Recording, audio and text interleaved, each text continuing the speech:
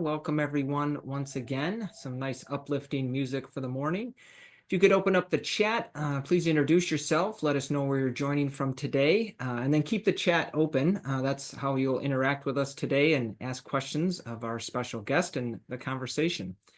If you're new to Next Practices Weekly, we are I4CP, the Institute for Corporate Productivity. We're your human capital research partner firm. We discover the people practices that drive high performance. We do this primarily through our extensive research studies, where we try and tease out what high performance organizations do differently than lower performers. We define high performance, as you see here on the screen: revenue growth, market share, profitability, and customer satisfaction. We'd really like to look at what those top 25% of companies are doing differently than, say, the lower 25%. We are a member-based organization, so they get access to all of the research I was just describing. If you're with a member company and on the call today, special welcome to you. You can see the member community is quite broad. This is just a small sampling of some of the logos. Ranges from very large companies like Accenture, Microsoft, and Amazon, as well as smaller organizations. We've got a growing cohort of startup organizations, so-called unicorns. We've got regional banks, regional hospital systems, you name it, really all market industries represented. If you're not with a member company but would like to learn more about what that involves, what it entails, just reach out to anyone at I4CP and we'd be happy to get you that information, or visit us online at i4cp.com. My name is Tom Stone. I'm a senior research analyst here at I4CP, and most weeks I have the pleasure of co-hosting Next Practices Weekly. And this week my co-host is another senior research analyst here at I4CP, my peer and colleague, Amber Burton. Good morning, Amber. Good morning, Tom. Thanks for having me. Great to have you with us. You'll be leading the conversation with our special guest today, who we'll bring on in just a moment. But a few other quick announcements. This is Next Practices Weekly. So as you can see by the dates there on the right, we're looking forward to some other outstanding conversations coming up with a couple of leaders from Huber Engineered Woods next week on April 24th. We've got a longtime Wall Street Journal columnist and editor, Joanne Lublin, joining us. She's the author of the book Power Moms, and so we'll have her as a guest on May 1st. And then Alejandro Ferraro from Accenture will be joining us on May 8th. As we've been doing the last several weeks, I also want to remind folks of our latest major study called Workforce Readiness in the Era of AI. The full report, of course, is for I4CP member organizations. So if you're on the call, you're able to download the full report, but everyone has access to the executive brief. Just use the QR code for that that's on the screen, or the link that Zeta has helpfully put over in the chat.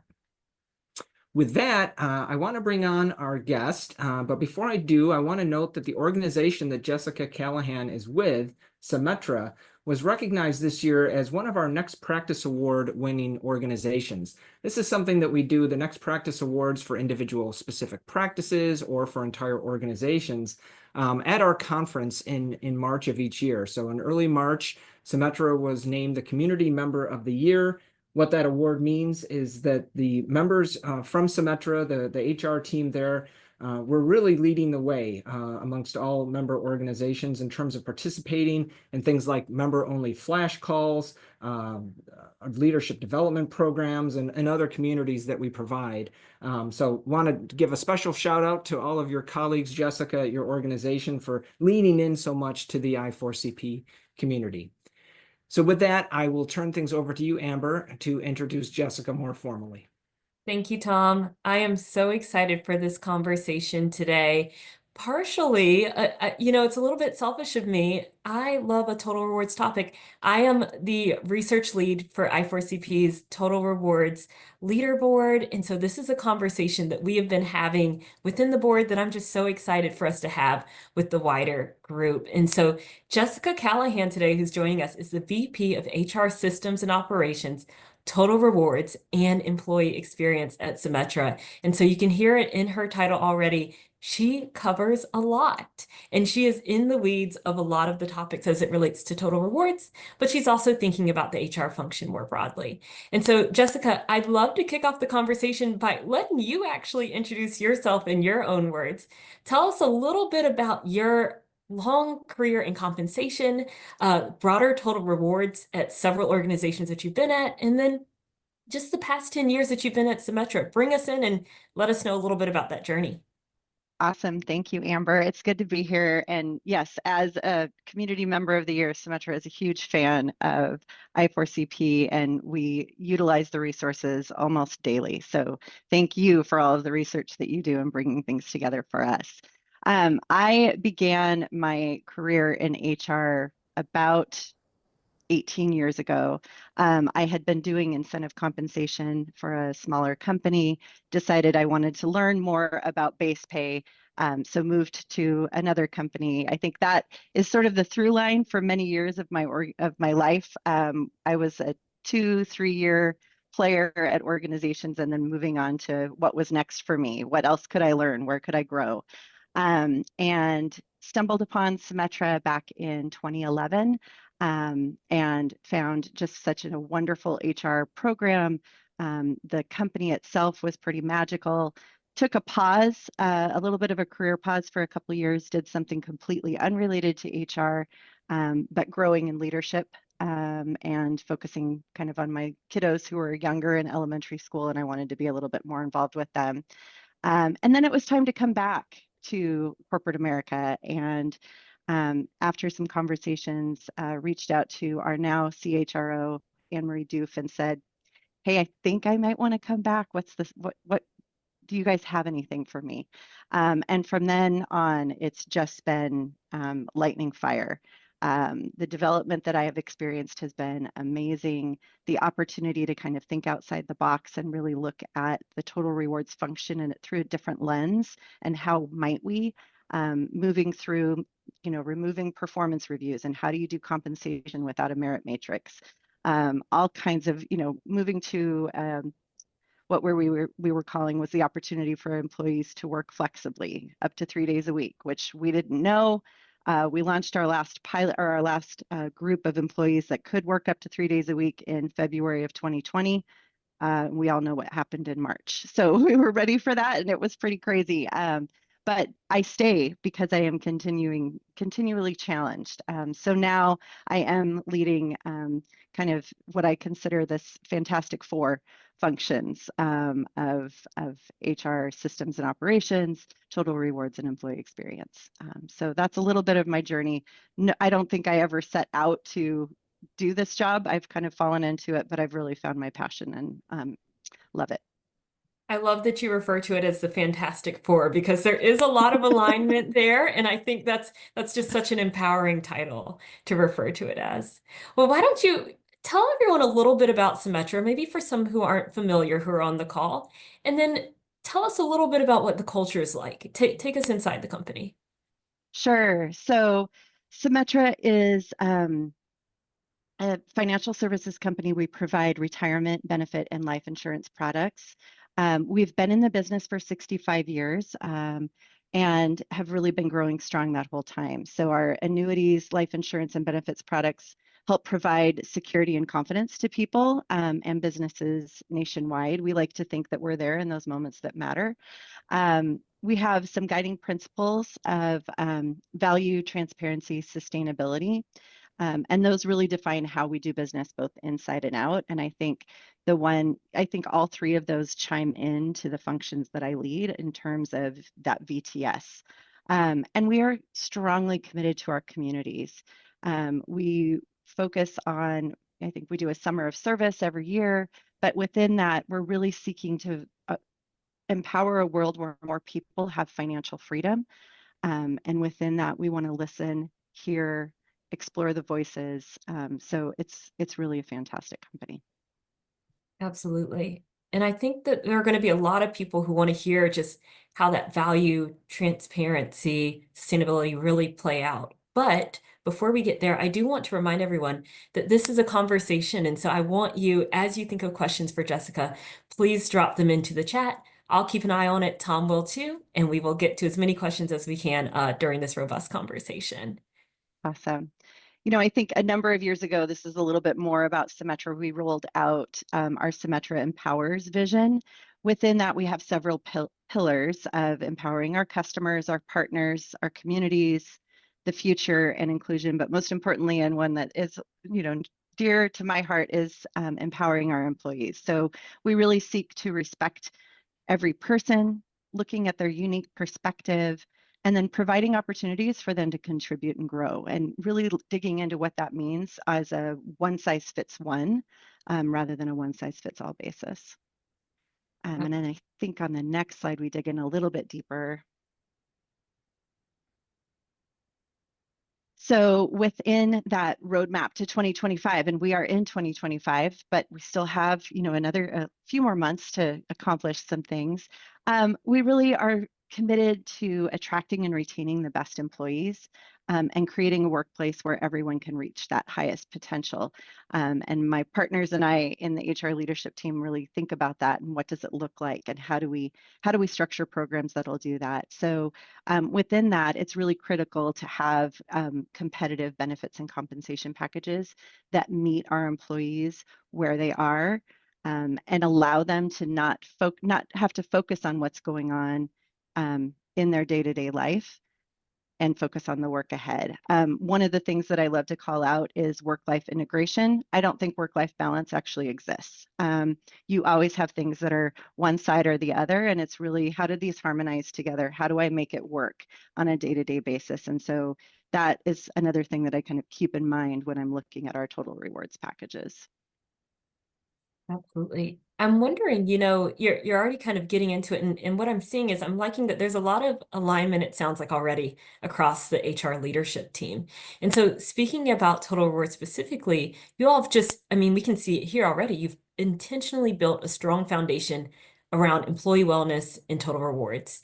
Can you just take a step back and tell us a bit about that journey to getting here? And what are some of the factors and the goals that were behind what you've created here?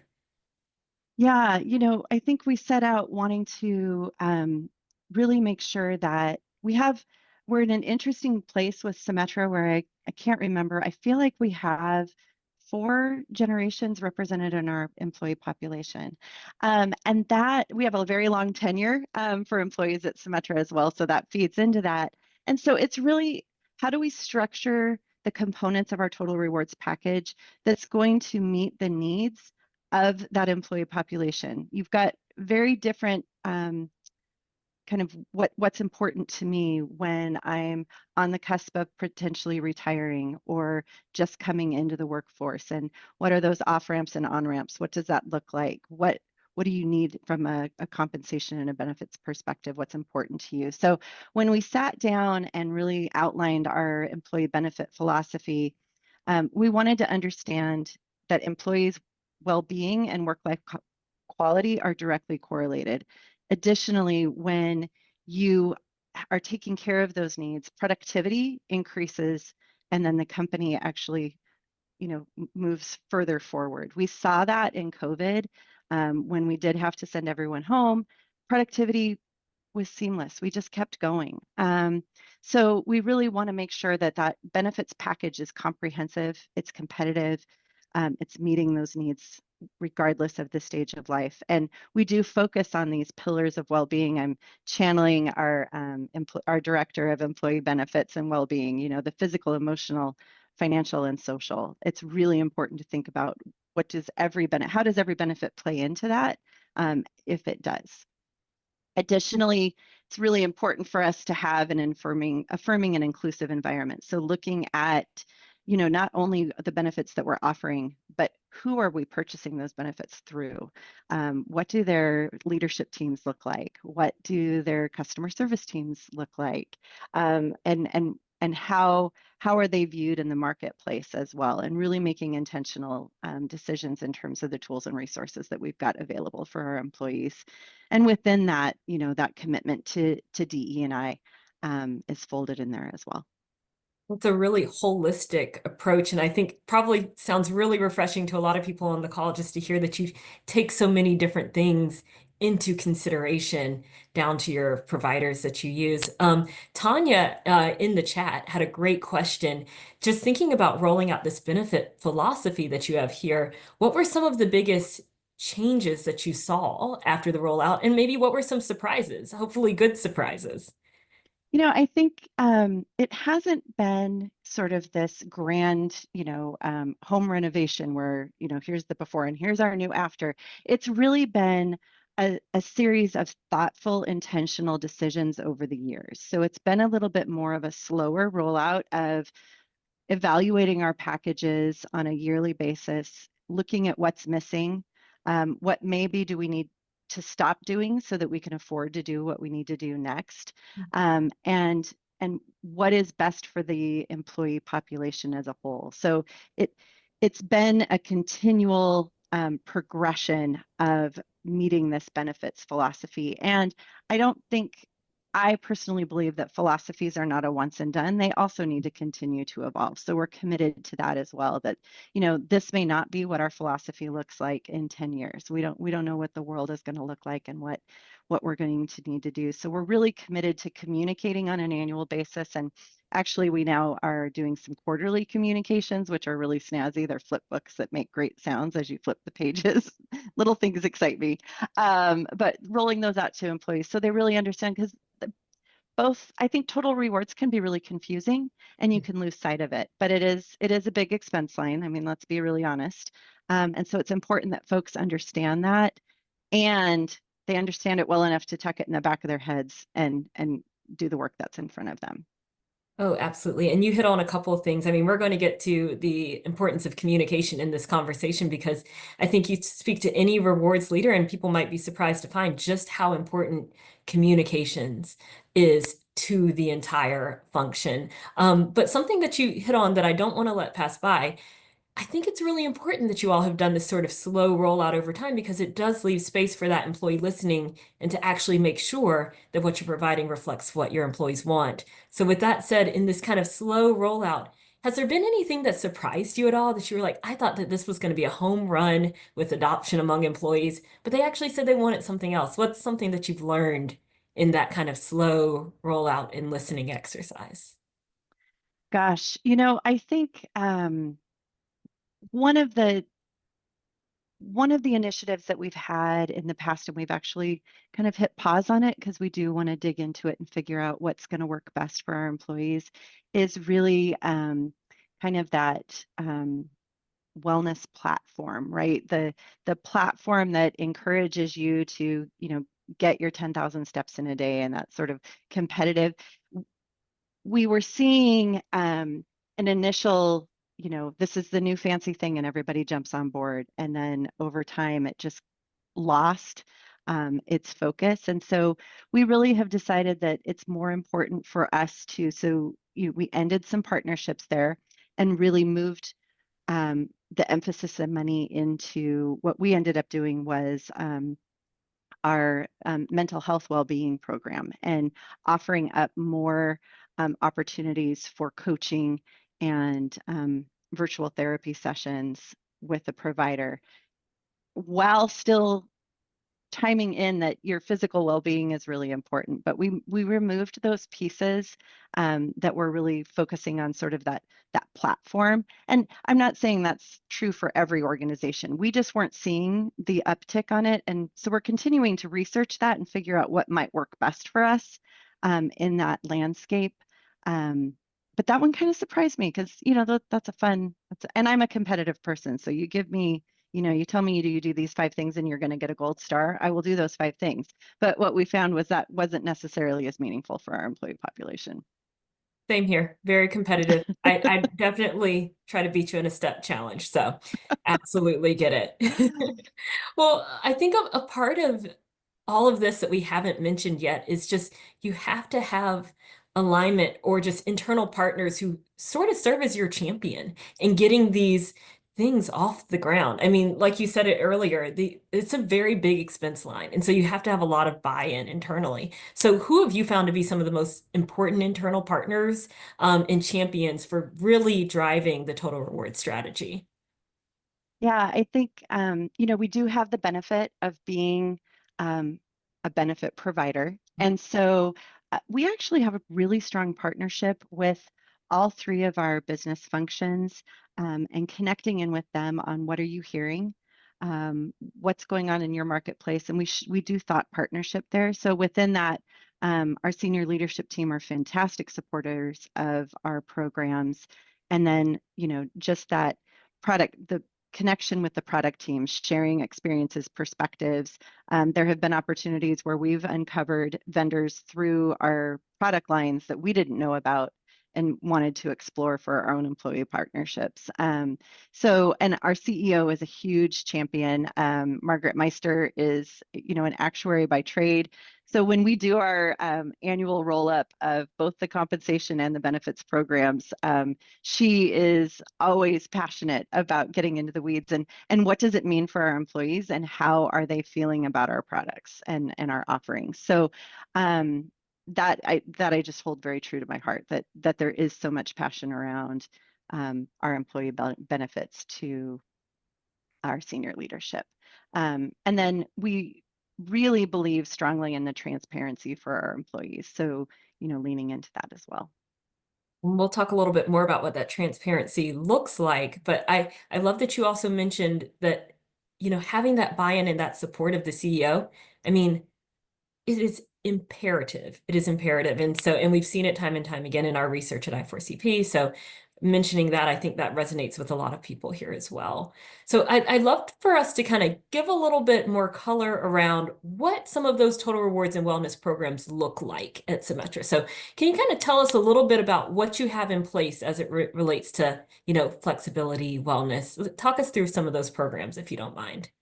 Yeah, I think we have really leaned, I feel like there's the big rocks, the foundational things that you have to have in your benefit strategy. You have to have medical, you have to have dental, you have to have vision. But what do we do in addition to that? And I think we did lean in to family formation benefits.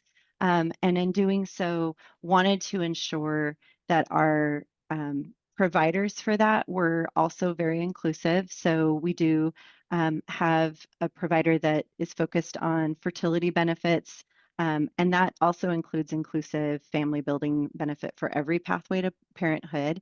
And within that program, we have adoption and surrogacy benefits, which I think are pretty magical. Within our medical program, a number of years ago, we partnered with our medical provider to ensure that we had centers of excellence for different medical conditions. And within that, because we are a nationwide company that is remote first, we wanted to make sure that we had a travel benefit that was available to our employees as well if they sought care through those centers of excellence. And through that, we've been able to really leverage the medical travel benefit for other medical procedures that employees may need access to. I feel like you all are kind of on the forefront of that. And it sounds like the same thing with flexibility and the 3 days a week, for flex work. By being ahead, I'm very curious. Do you feel that pressure? How are you all staying forward thinking in terms of what comes next? I mean, there's no way for us to see what's around the bend. Yeah, I think we were up to 3 days a week remote before COVID, and then during COVID, we actually transitioned to we are remote first. So nearly every employee, with very, very few exceptions, has the opportunity to work remote 100% of the time. And I can tell you, I personally, even though the office is only about 20 miles south of me, I maybe go in every couple months. And most of the time it's to connect with a colleague over lunch or grab dinner after work. I feel like we look at the research and we want to make data informed decisions, and really listening to what our employees want. I think I saw a little pop up in the question, like, we don't intentionally poll our employees specifically on total rewards, but we get glimmers of it through, we do an ENPS survey every quarter. And that has open content for commentary on things. And a number of years ago, we did an innovation challenge where all employees could submit ideas on things they wanted to see us do. And a number of those ideas obviously were around benefits and compensation. And so we've sort of been tackling those. So I feel like listening to our employees has put us on the forefront of these benefit offerings. They know what they want. Yeah. It's just a matter of whether or not employers listen. Absolutely. Absolutely. Yeah. We talked in our own conversations a little bit about how you all have also led in terms of pay transparency. Can you talk a little bit about your strategy around pay transparency as well? Yeah, so back in 2015, we rolled out our job architecture career framework. And with that, took a pretty bold stance of allowing pay transparency in terms of salary grades for every job up to the VP level. So VPs aren't transparent at this point, but because it's a little bit more complicated. However, all employees can look up any job and see what the salary range for that job is, which allowed us to pivot very easily when the requirements changed in certain states to put those salary ranges on job postings. And from my perspective, I like having them on the job postings because day one, an employee's going to see what the range is anyway. So we need to go in eyes wide open. And with that, it took managerial courage, to have those ranges out there and employees be able to see them. We needed to arm our managers with conversations and how to have those conversations. And my catchphrase, although I think, it may be a little bit cringy, but we encourage employees to have conversations around their compensation at any time. I like to say that it's not a pumpkin spice latte. You don't talk about it once a year. You can talk about it at any time. And both sides need to have a firm understanding of why pay is placed where it is within that range. A range is not a finish line. It's not, Amber, you and I are competitive, but we're not racing to the top of that scale. We're racing to be the best that we can be and make meaningful contributions within those salary ranges. So that was one thing that we leaned into. And then we do internally publish the results from our pay equity study on an annual basis as well. That's phenomenal. That's awesome. Now I gotta say, it is not cringy to compare these conversations to a pumpkin spice latte. I think that's also very relevant considering that you're based in Seattle, Washington as well. So that makes a lot of sense. I did like that, speaking about managerial courage and the importance of that in pay transparency. I got to stop on that one too. I think that's something that we've talked in conversation a lot with Total Rewards leaders. You have to almost support your managers who are on the front lines in having these conversations. Talk a little bit about that. What goes into that? Because it's not an easy thing to do. Yeah, it's not an easy thing to do. So we really encourage and we partner very strongly with our HR business partner team. I think the relationship between our compensation professionals and our HR BPs is pretty magical at our organization. But really empowering them to ensure that managers understand that the annual increased budget, is not the only increased budget. There are, methodologies of market adjustments, and also being thoughtful that our desire is not to peanut butter increases. We really want to see that thoughtful consideration of where is this person in the range? What are we expecting of them in the coming year? Because we all know that past performance is not always indicative of future contributions. And so it's really, where is this person? What is their proficiency in the role? What are their skills compared to the profile? And then what am I expecting of them this year? And then having that really meaningful conversation on at least an annual basis on here's where you are, and not defaulting to the HR said. And I think we do that because we don't have the merit matrices. So there aren't those confines. There are the confines of budget. That is a real thing. But really leaning into making this a conversation of, and then the employee saying, well, I'm not happy with this. I want to be higher in the range. Okay, how do we get you there? And that's when we tap into, our talent development team and the skills, and let's get you upskilled so that you can, or what opportunities are on our marketplace that you may want to tap into that's going to build your skill set and build your contributions within the organization. I would like to pause here. I think we've had some great questions rolling in. Do we have any questions that we can highlight right now? Yeah, we've got several, couple of follow-ups just on the compensation issue. So one question from Mary: how many people do you have on your compensation team? And maybe for context, how large is Symetra in terms of total employees? Oh, great question. We are at about 25 2,500, I believe. And the compensation team is made up of 4 people. We have 3 analysts and a director of compensation and people analytics. And so they kind of divide up the organization and partner with the HRBPs and also with senior leaders.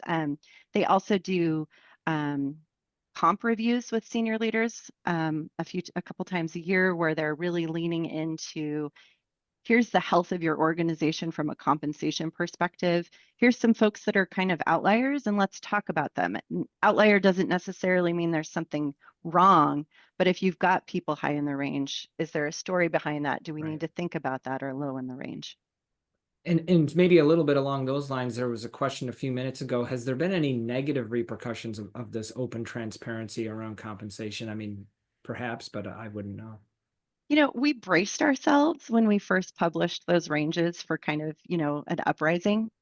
And I think that, coupling with communications and really a firm understanding of we're in this, especially with the managers, it really was very quiet, like almost a little like, is this thing on kind of thing. But employees do appreciate being able to see the ranges and have conversations. And then our employee resource groups also do recognize the equal pay days, and we talk about that, and we talk about having a conversation with your manager, and also knowing that it's a two-way street. So I can't just say I want to make more money. You have to have a partnership of how we're going to get there, and what that looks like. Yeah, so conversation and evidence-based approach, basically. A couple Exactly. of other questions on some other topics beyond combination or compensation that have come up from the chat. Going back to the issue of being remote first, you had said, I think, that you were maybe 3 days a week, sort of hybrid even before the pandemic, and now remote first.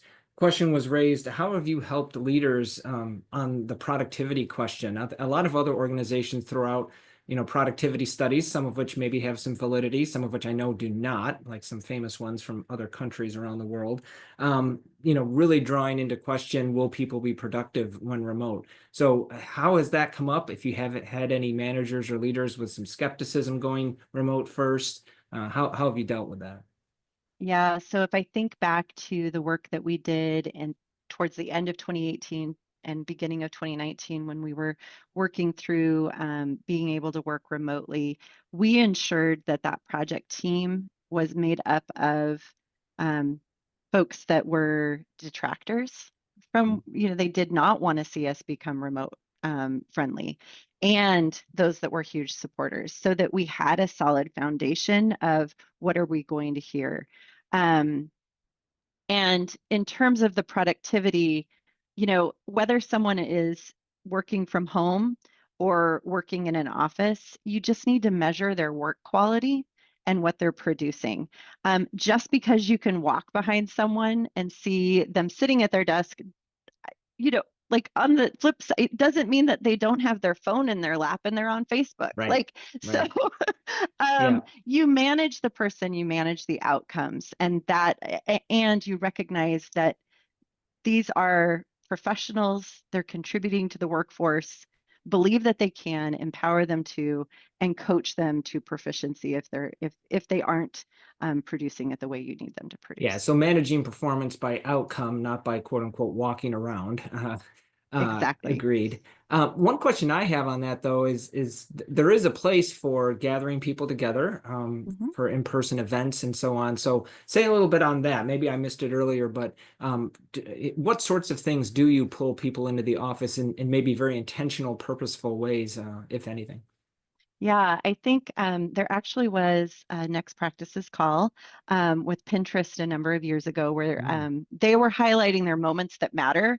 And that just resonated with me. And I shared it across. I'm like, we need to, and I think they also said, I think this was Pinterest, so catch me on this if it wasn't, but you have to earn their commute. Make it meaningful for them to come into the office. If you're requiring someone to come in for a meeting, make it a great meeting. So we do look for those intentional times where it's important for groups to come in and gather together, whether it's a few people brainstorming or an entire team. And we encourage managers to build their budgets to allow for air travel to Symetra offices to connect with each other, because that in-person connection does have value, but you have to amplify the value of that in-person connection. I've got one more question from the chat for now, and then I'll throw it back over to you, Amber. Deepa asks, what about personalization for all of your benefit programs? To what extent can they be personalized?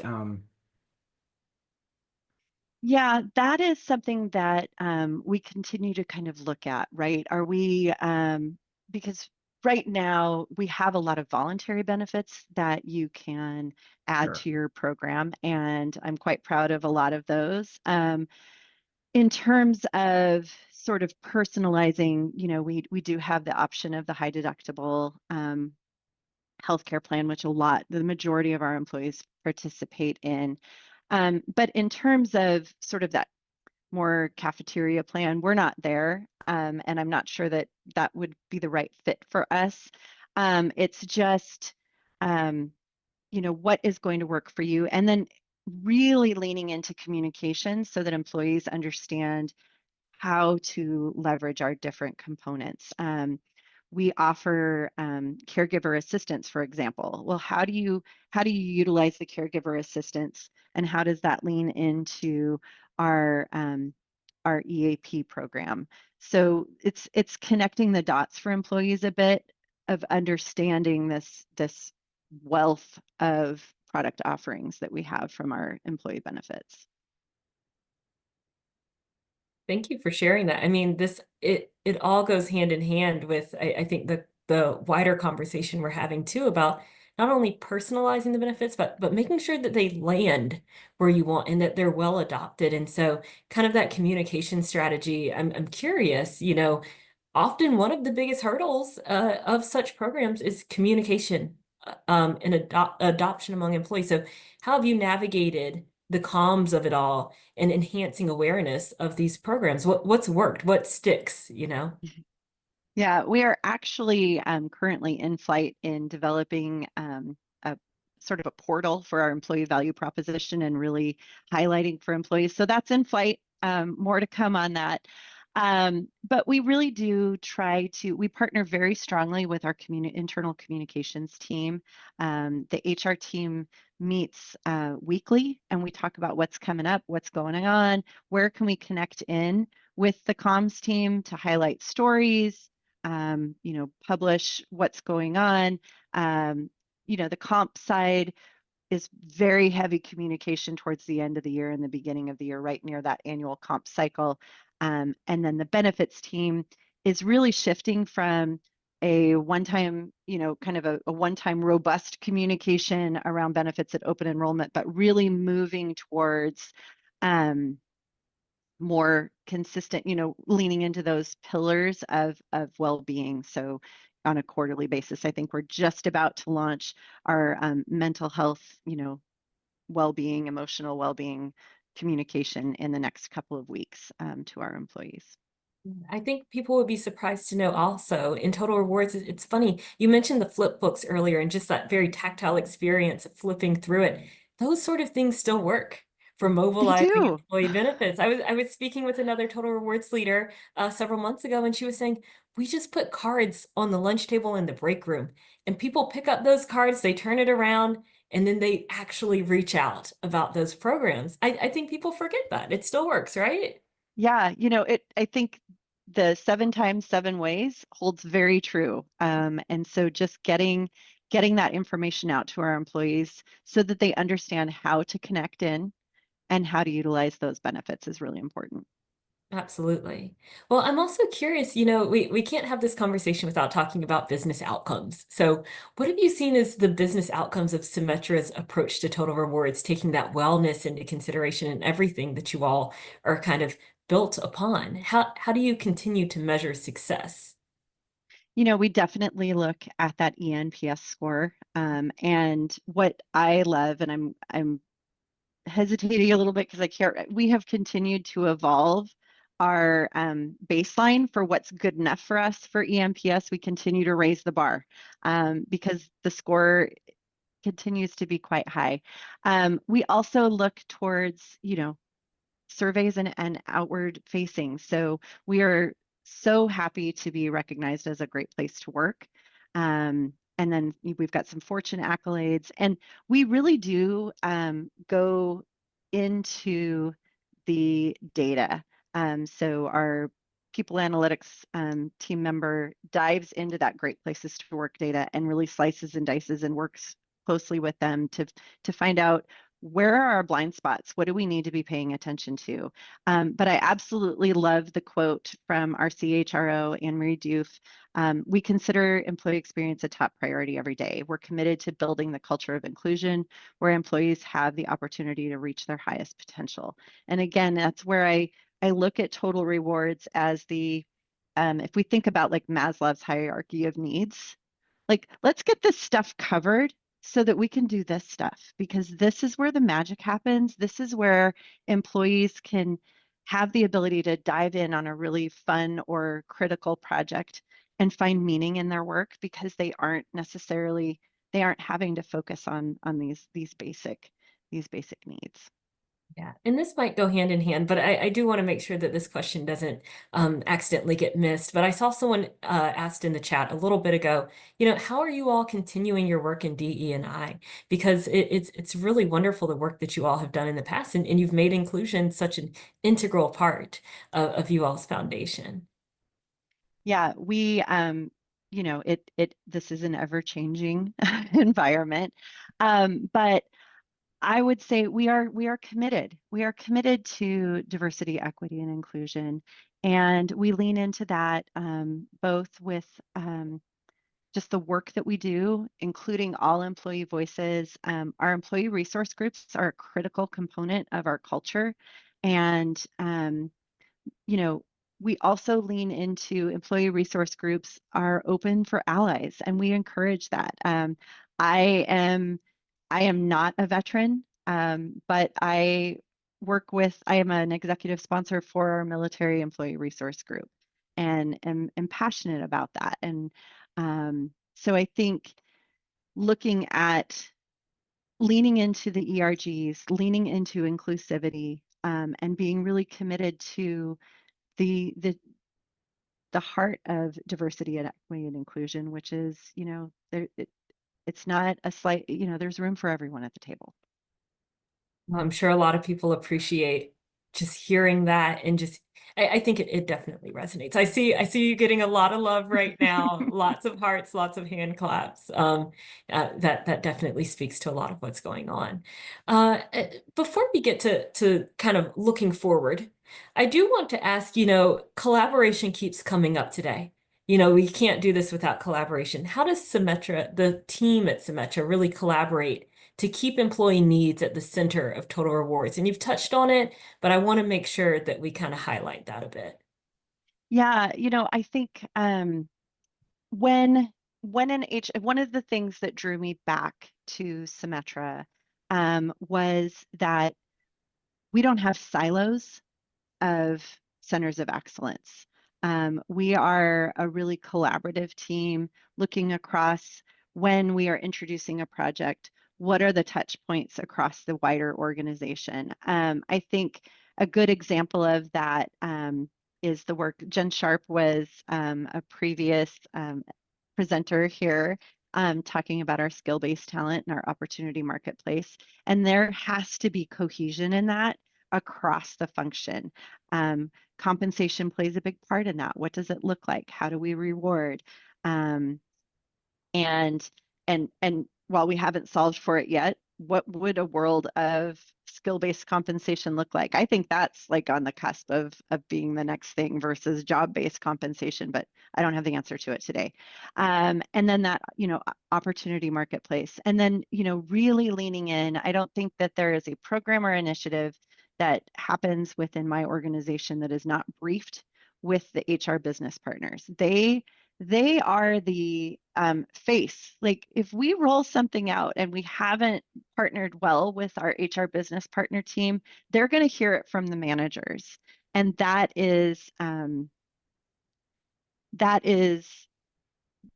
creates tension, and we don't want that. So I think Erin Woltz is the head of our talent management team, and there is constant communication between us, between Jen Sharp, Erin Woltz, and I, and our DE&I office, all under the umbrella of Anne-Marie Doof, who's really encouraging us to, continue to come together and share what we're working on so that we don't get hit, blindsided by something that we forgot about. Oh yeah, that's for sure the goal. For sure the Exactly. goal, which leads into, what's coming next? What's coming next in Total Rewards at Symetra? What are you looking forward to? Or maybe what's on your wish list? Man, we've got the employee value proposition that we're going to be rolling out this year. I'm very excited about that, and really communicating to employees the value that they get working at Symetra, so that when a recruiter comes knocking at their door, they know that they don't want to leave. And I think leaning into AI, I'm really curious, especially after attending the conference last month. How might we utilize AI and a chatbot to handle some of our tier one questions coming in? I think that is definitely on the forefront, providing that we have the space on our roadmap to dig into that. I think there's a lot that can be done there. And I think continuing to lean into skill-based work, opportunity marketplaces, what does that look like? How do we really empower managers to carve out space and time for their employees to develop themselves? And then in the midst of all of that, how do we continue to support managers and employees to avoid burnout, right? All of these programs are amazing, but it can be a little bit overwhelming. So how do we continue to serve these up to employees in a way that they don't feel like they have to do all things at once, and that they can leverage time away from the office when necessary to recharge themselves? I think one of the examples, and one of the things that I really want to think through for us, because we are moving at a very quick pace at Symetra, we've got great goals ahead of us. But I think about the elite athletes, those folks who run like 100-mile races, right? They're training for that. Then they do the 100-mile race. What does respite look like? What does that recharge look like? And that's one of the things that's kind of in my mind of, how do we tackle that? How do we continue to be a top performing organization and provide time for our employees to recharge? That's a very dynamic approach and way to think about it. Absolutely. I want to make sure that I get to all of our audience questions before I get to my Sure. last question. And, someone asked, do you think working completely remote deepened the overall employee strength of a specific enterprise or region or project? I think that's such an interesting question. Have you seen it really help in some ways?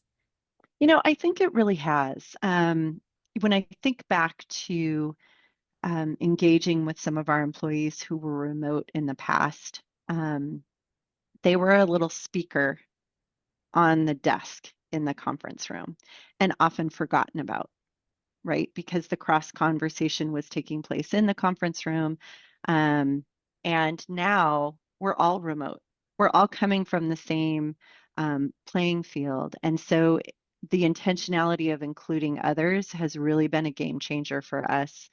And within that, it's the opportunities to participate in projects are not geographically based.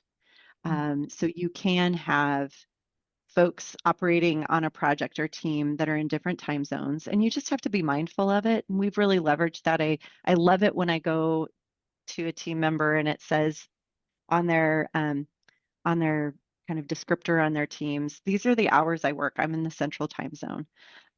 So, I think that has also, and leveraging how that might work, right? I think about my leaves team, and I've got folks on the West and East Coast. So if an employee needs assistance for leaves, there's somebody who's on within their time zone.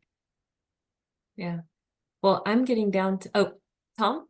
Yeah, I just wanted to jump in and commend you, Jessica, again for uh, your sort of intentional approach to looking at the gains that maybe can come from AI and so on, with regard to having such an intentional approach around well-being. And I mentioned that through line because too often with new technology, we just see it as a way to get ever more productivity from our people, whether it's just going faster, or maybe shifting, as we're seeing with AI, some people's tasks to being more strategic. That certainly happened with email back in the late 80s, throughout the 90s, right? Communications just became faster and faster and faster. And we didn't really take any of the gains from productivity from that and translate them to, people being able to recharge a little bit, and that's not the approach we took with that or other technologies that have come since. So I just wanted to thank you for that sort of refreshing approach of, yeah, if we can get 30% productivity gain or 50% quality improvement, let's take 10% of that at least and put it back into the well-being of our people. Yes, yes, absolutely. And I just have a final two questions before we wrap today that I think would be a wonderful thing just to leave people thinking about. But just in times like now, where employees are leaning on their employers more than ever, you know, they're overwhelmed, there's a lot coming in. If you watch the news every day, you're likely coming into work not just thinking about work. And so the role of the total rewards leader is more important than ever, just the thinking that we do in this function. What do you think it's important for total rewards leaders and HR leaders in general to consider as they continue to set their strategy or change their strategy, knowing that employees' needs are even more amplified than before? How do we even think about that right now? Yeah, it's a lot to think about. And I think, the phrase that pops into my head is flexibility. And how do we empower our employees to lean into flexibility? And work is flexible, not optional. So how do we structure things and programs for employees with that view of flexibility so that we are not making assumptions on what it is that each employee needs within their life to be a productive employee, but we've got an assortment of tools and resources that are packaged together in a way that's not overwhelming, that doesn't make you go, never mind, I'll just go find something on my own, but really serves up the right tool, the right resource in that moment when the employee needs it most. Oh, you're dropping these wonderful quotes, Jessica. I'm so glad Tom captured that work is flexible, not optional. That right there is what I think we should all carry forward and keep in mind. And something for everyone here, a lot of us here are often thinking about the professional journey, the careers, moving from place to place. What do you look for in professionals who want to join your team? I mean, you just described this phenomenal culture, this awesome, flexible workplace. What are you looking for in professionals who join your team? And are there any talent pools, interesting new talent pools that you're seeing? I look first for curiosity. And I think back to one of my earlier managers who basically said, I can teach you Excel. I can't teach you to look for the story. And so really thinking about that, like, yeah, we can train on the fundamentals, but what is your sort of perspective and outlook? And I think with sort of more data-driven roles that I oversee, it is that it is that curiosity. It's that I want to be more of a consultant than just a spewer of data, and really getting to the heart of, if this is the question, what's really happening behind the scenes here, so that we can find a solution together on what that might be. So really that's I think that's a really key talent that I look for when adding folks to the team. And then talent pools, I think that is an ever-changing perspective. I do wonder, like, what is the next platform that's going to serve up talent for us? And I don't know what it is, but I'm kind of excited. Is it going to be some sort of a social, more of more of a social platform than LinkedIn. I have a kiddo that's going to be 21 in a few weeks. And he basically came to me and said, I need you to explain LinkedIn to me like I was a fifth grader. Because he was told you need to get a LinkedIn profile, and he is a Reddit user. So like, explaining to him, oh, well, this is like Facebook for professionals. I'm just excited to see what the next platform is going to be in terms of talent pools, where that serves up. Oh, absolutely. And we'll be interested to see if it's more social or less social Exactly. than LinkedIn. Not sure if we need a video of someone eating their lunch, but there's still places for that too.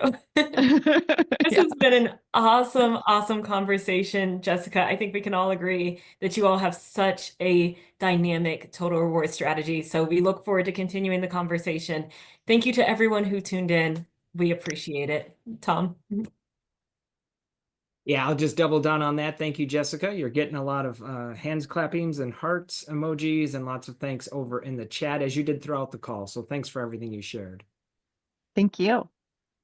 And as always, just want to remind folks that all Next Practice Weekly sessions are available for recertification credit hours from HRCI or SHRM. So just jot down the relevant program ID or activity ID that you see here on the screen, or grab it from the chat if that's relevant for you. Otherwise, thanks again, everyone, for attending. Thank you, Amber, for facilitating a great conversation today. And a thank you especially to Jessica for sharing all that you did. Folks, I hope you have a great rest of your day, rest of your week and weekend coming up, and we'll see you again real soon. Bye-bye now.